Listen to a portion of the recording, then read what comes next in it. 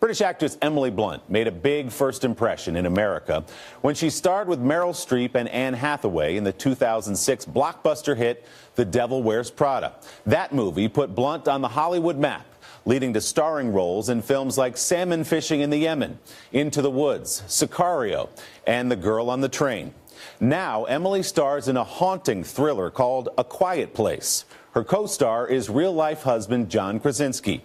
The couple acting together almost entirely without speaking for the full 95 minutes of the movie, all to avoid the monsters. Emily and I got together in the midst of a recent New York City blizzard for a Sunday sit-down.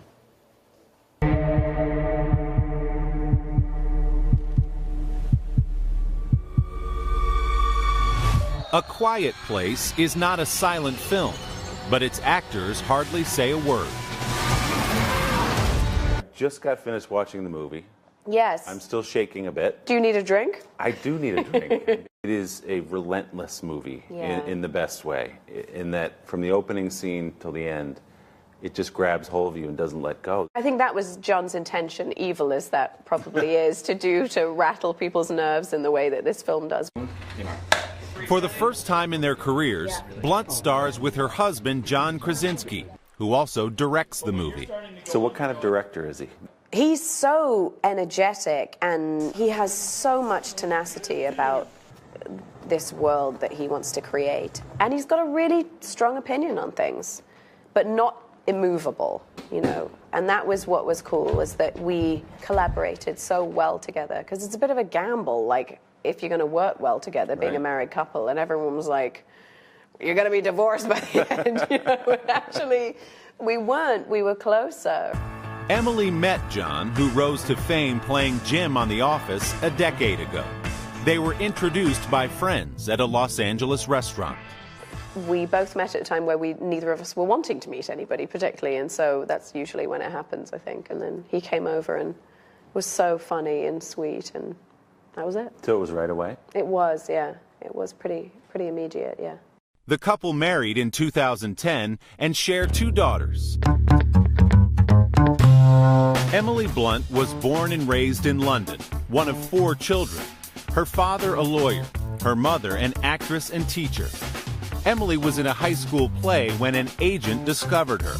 She had planned to go to college, but decided to take a run at acting.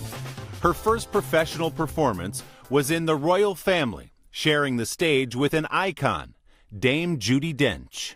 You were how old when you were on stage with Dame Judi Dench, which is a pretty daunting thing? I was 18. You 18 years old? Yeah, I hadn't trained. I knew nothing. I wasn't even planning on being an actress. I remember the first day, I was getting my hair and makeup done, you know. I was like, what is this? It was just so strange. And I heard her come into the room. I heard her going, where is she? And she just came right up to me and she said, no, I just want you to know that if anyone gives you any trouble, you just come straight to me. 5 years later, Emily was introduced to American audiences, playing the catty assistant to another icon in The Devil Wears Prada, for which she earned a Golden Globe nomination. I'm so sorry, Miranda. There was this crazy moment when I rapped, and I remember seeing her across the parking lot, and she burst out of a trailer, and the wig was off. She was just Meryl, and she was in a puffy jacket, and she was like, "You were so great!" And I was just like, and I just started to like weep. It was sad. It was sad. Because you weren't sure how she felt yet. I didn't know. Right. And I just was like crying the whole way home. I didn't realize how much her sort of stamp of approval would mean.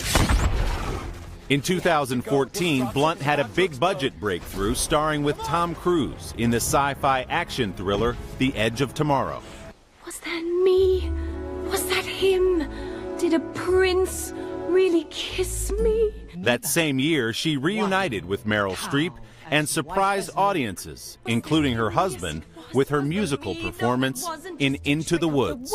So John had no idea that you were a singer before Into the Woods. They never came up in the relationship, the pipes? I wasn't the type of person who was like, listen to me, you know, I can really sing. So we were pre-recording the songs for Into the Woods, and Rob Marshall, the amazing director, he invited John into the sound booth to come and have a listen. And Rob goes, are you ready? Like that. And John was like, actually, do you know, I've never heard her sing. And Rob went, what? And he goes, I've never heard her sing. He like started up the 60-piece orchestra and I sang and John like cried. Did he really? Did he cry? Yeah, but he cries a lot, so it's not like a huge deal, but it's like, it was so sweet. For a spoonful of sugar. Krasinski can expect more tears when Emily reprises Julie Andrews' beloved role in the highly anticipated Mary Poppins Returns.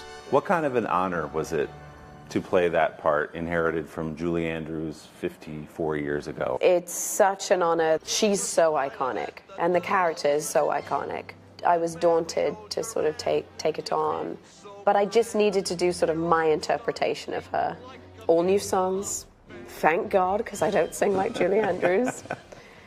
And big dance numbers in a huge, practically done, big old movie. It's absolutely beautiful, so nostalgic. Julie Andrews came out and gave you the full endorsement. She did? She did. Yeah, she did an interview. She was asked so about sweet. it. And she said, I love Emily Blunt. I think it's great that she's Thank got the God, part. right? What is it like to hear that from Julie Andrews? Huge, you know, it's a huge endorsement to have her blessing on this and that she's excited about me playing the part.